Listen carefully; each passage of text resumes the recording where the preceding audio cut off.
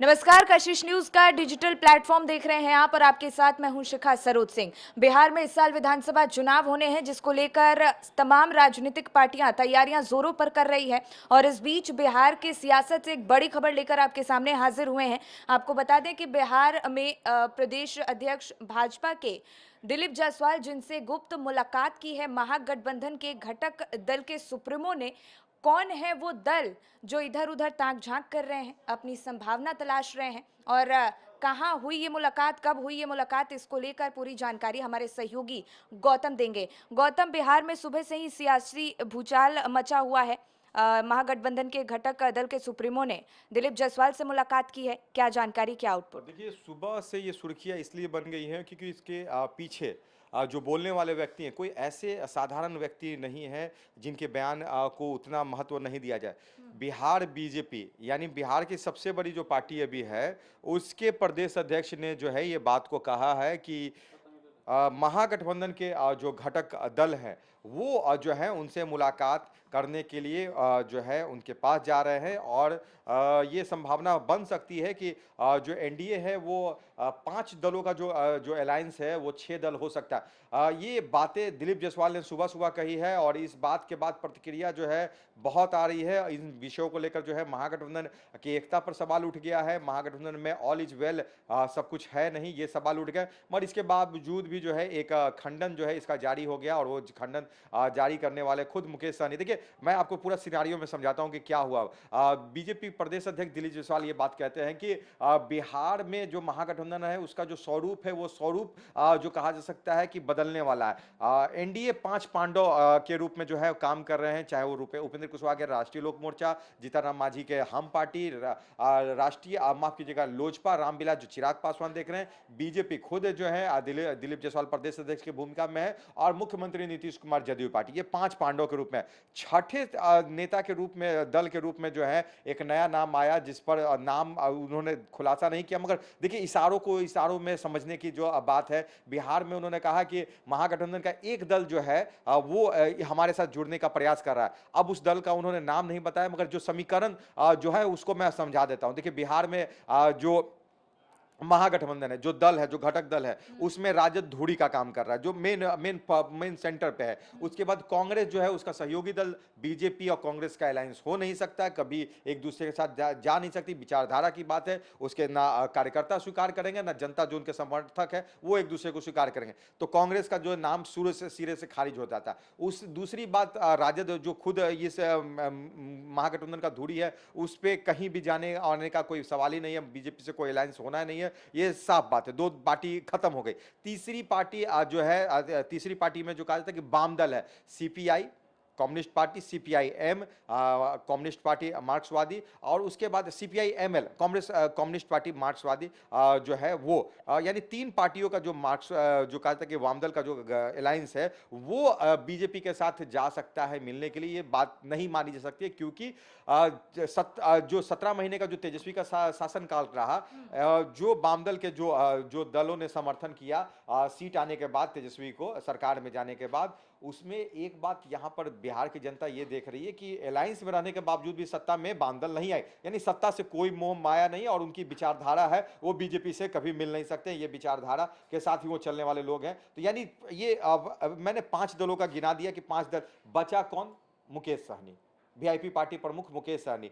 अब उनका नाम ना लेकर जो है, जो बातों को दिलीप जायसवाल ने कहा, उस बातों पे यही जो है जनता अब एनालिसिस कर रही है कि क्या ये समीकरण हो सकता है, नहीं हो सकता है। इस समीकरण के बाद मुकेश सहनी ने सफाई भी दे दी है, मगर ये समीकरण बनने पर जो है दिलीप जायसवाल ने क्यों ऐसी बात कहा, इसका भी एक कारण है कि दिलीप जायसवाल जिसके बारे में कह रहे हैं वो पहले से जो है बीजेपी के अलायंस पार्टी के रूप में बिहार में काम कर चुके हैं, चुनाव में जा चुके हैं, विधायक भी अपने पार्टी जो उनके गठबंधन के साथ जो है बने हैं, और टूट भी गया, विधायक को तोड़ भी गया, बीजेपी की तरफ से तोड़ भी गया। दिलीप जायसवाल का एक बात यह कहना कि मैंने शर्तों को रखा है वहां पे, अगर शर्त नहीं मानी जाएगी तो कोई समझौता नहीं होगा। यह बात दिलीप जायसवाल ने इसलिए कहा क्योंकि वीआईपी पार्टी के प्रमुख मुकेश सहनी जब अलायंस में थे, एनडीए अलायंस में थे, उस समय जो कहा जाता कि उन्होंने एनडीए के साथ चुनाव लड़कर जो है अपने विधायकों को बनाया। उस चारों विधायकों को जो है कहा जा सकता है कि बीजेपी ने अपने साथ मिला लिया। उसमें से एक विधायक राजू सिंह जो जो मुजफ्फरपुर क्षेत्र से आते हैं, वहाँ वो अब बिहार सरकार के कैबिनेट मिनिस्टर भी हैं। तो एक ये साफ लाजमी है कि जो एक अलायंस की बात किया और प्रमुख नेता के रूप में दिलीप जायसवाल कह रहे थे कि कौन है, तो वो समझने वाली जनता ये सूत्रों के हवाले से जो बातें चल रही है वो चल रही है, मगर पुष्टि इसकी नहीं की जा सकती क्योंकि दिलीप जायसवाल ने बिल्कुल नहीं कहा। बिल्कुल मगर गौतम। एक बात ये भी है कि मुकेश सहनी ने इसके बाद प्रेस कॉन्फ्रेंस में ये सवाल किया गया कि क्या एनडीए से आपका कोई झुकाव है, कि आप मिलने के लिए जा रहे हैं? उन्होंने खंडन कर दिया कि भाई हम ऐसी कोई काम नहीं कर रहे हैं, हमें जो है बुलाकर या हम इससे जुड़ने की जो बात करके बीजेपी अपना खुद सरेंडर कर दिया कि हम कमजोर हैं और आपकी मजबूती, हमें अपनी मजबूती के लिए आपका साथ चाहिए। यानी मुकेश सहनी खुद वहां पे कह रहे हैं कि बीजेपी कमजोर है, एनडीए कमजोर है और हमें इसलिए मिलाया जा रहा है कि हम बीजेपी को, एनडीए को बिहार में मजबूत कर सके। और उसके बाद उन्होंने कहा कि हम नहीं जाएंगे।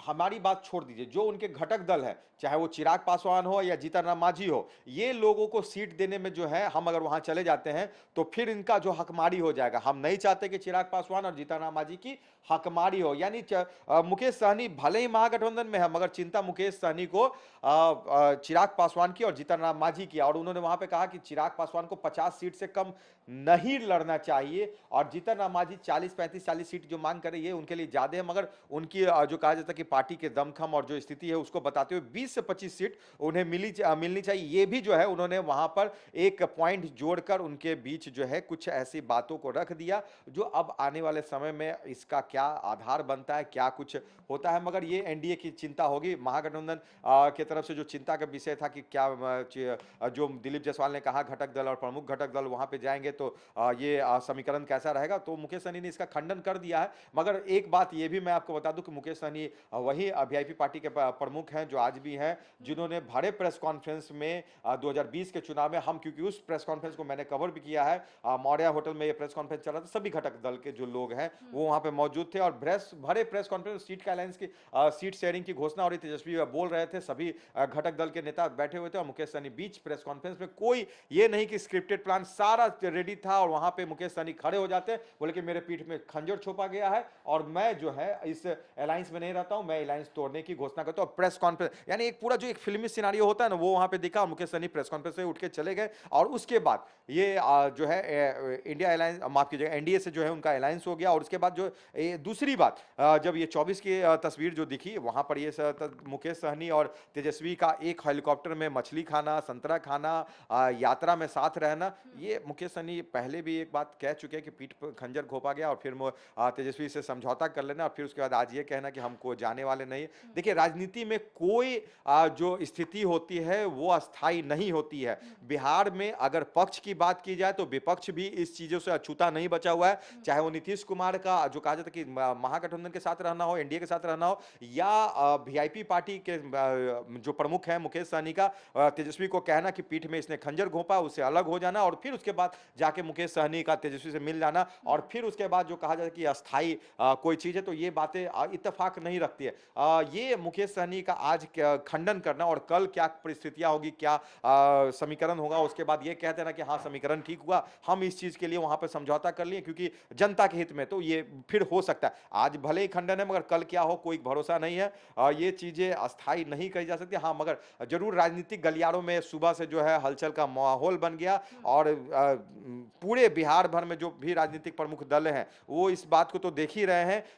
बात तेजस्वी तक भी पहुंची और मुकेश सहनी को भी ये बात का पता है कि ये चीजें हुई है, मगर इन चीजों में जो है अभी जो है सच्चाई उतना नहीं दिखेगी। समय अभी कुछ बचा हुआ है, समय आने के बाद ये चीजें होंगी। मगर हाँ एक बात जरूर मुकेश सहनी ने आज क्लियर कर दिया, जो महागठबंधन के लिए जो है पहली बार शायद ये घोषणा हुई है, 60 सीटों पर मुकेश सहनी ने तैयारी की और उन्होंने कहा कि 60 सीटों पर हमारी आंतरिक जो बैठक हुई थी उसमें यह तय हो गया था कि 60 सीटों पर हम चुनाव लड़ेंगे, चुनाव में जाएंगे, मगर 4-5 सीट अगर ऊपर नीचे होती है, 50 60 नहीं तो 50 भी अगर मिलती है तो हम उस पर समझौता कर लेंगे, मतलब विवाद नहीं। मगर हाँ उन्होंने ये बहु अनऑफिशियल जो है ये बात कह दी कि 60 सीटों पर हमारी पार्टी की तैयारी है और उसी में 19-20 कुछ होगा तो उस पर हम समझौता कर लेंगे।